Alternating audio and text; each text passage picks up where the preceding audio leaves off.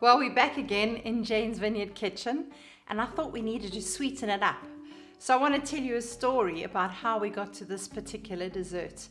I'm in the United States, in an amazing state in the southeast, and I make contact with a friend in South Africa, and I say, I've got these friends for dinner, got to make a great easy dinner. And she says, oh, Janie, just make an Eton Mess. Well, if you heard me say the words, I thought she meant eat and mess. It's actually called Eton Mess. And I have to say, it's the easiest, most scrumptious, wonderful dessert to make, so easy. And I thought, in fact, meringue was easy, but this isn't easy. I'm going to take you through the steps, really super, to produce the meringue first. And thereafter, we will dice up some beautiful strawberries, whip up some luscious cream, put it all together, put it in the refrigerator, and then sample the dessert. I look forward to sharing it with you. So let's have a look at what we've got to prepare our very simple meringue. We have 4 eggs, which we are going to take and only use the whites. The yolks we'll put aside. 225 grams of castor sugar, finely grained sugar. In the US, I find the castor sugar is not easily accessible, and they call it refined sugar. So look out for it, but it's refined sugar, very, very fine. A little bit of salt and a little bit of vanilla essence. That's the sum total of what is required to produce a beautiful meringue. Obviously, as mentioned, I'm going to use gorgeous, beautiful, fresh strawberries and a little bit of beautiful cream that we're going to whip up at the end. So let's get going. So the steps in producing this meringue go as follows. You've got 4 beautiful eggs. Please make sure that they are room temperature. I have noticed when I try to make meringue and they come straight out the fridge, it really does take time, and I find the castor sugar and the egg, the white of the egg do not bind.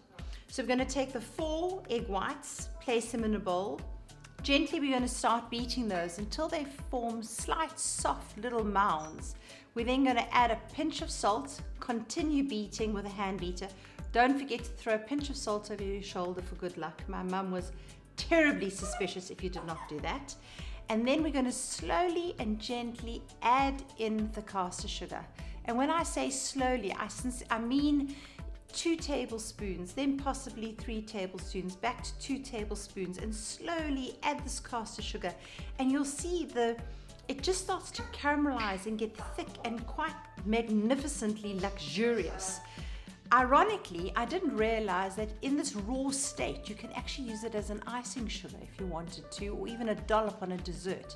But here today, we obviously are going to make beautiful meringue. The other thing I forgot to share was a little bit, like a really teeny weeny, like a 1/4 spoon, 1/2 teaspoon of vanilla essence is always wonderful if you'd like to add that to your meringue before you finish the final beat. And thereafter, once we've completed that process, we're going to put a dollop, we'll probably get 8 to 10 dollops of meringue onto a cooking tray and into the oven.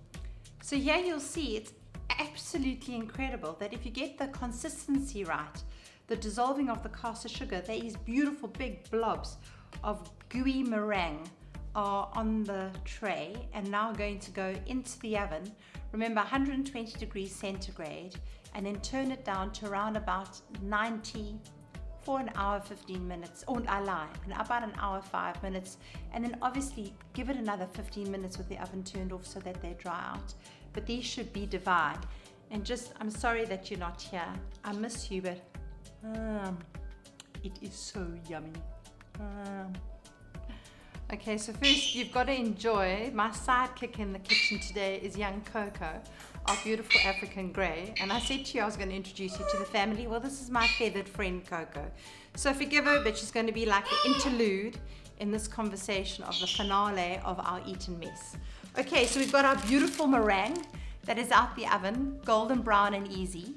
And we're going to take these beautiful meringues, like those, and we are going to break them into whatever we choose to prepare in. Just take it and gently break them into the pieces. Always important taste. I love tasting.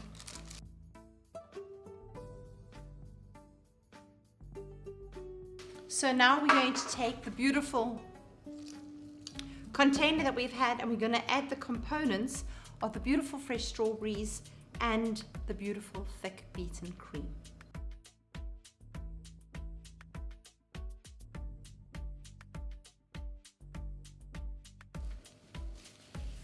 And voila, here it is, our beautiful, beautiful Eton Mess. Wow. Okay, so now it's time to taste the Eton Mess. I had it in the refrigerator for a good 15 minutes and it is nice and cool. I'm going to plate it in a beautiful Marie Antoinette champagne glass. Why not? It would be great served with a little bit of champagne. So let's just put that on. I'm going to take a piece of beautiful Turkish delight, weave it in the top, and voila, there's my dessert for this evening.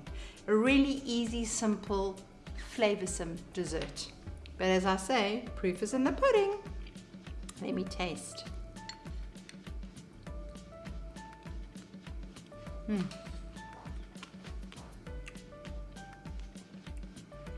Again, so I cook because I love it. I cook because I love food. I cook because it's a great joy for me to share these with you. I hope you enjoy them as much as I do. Ciao.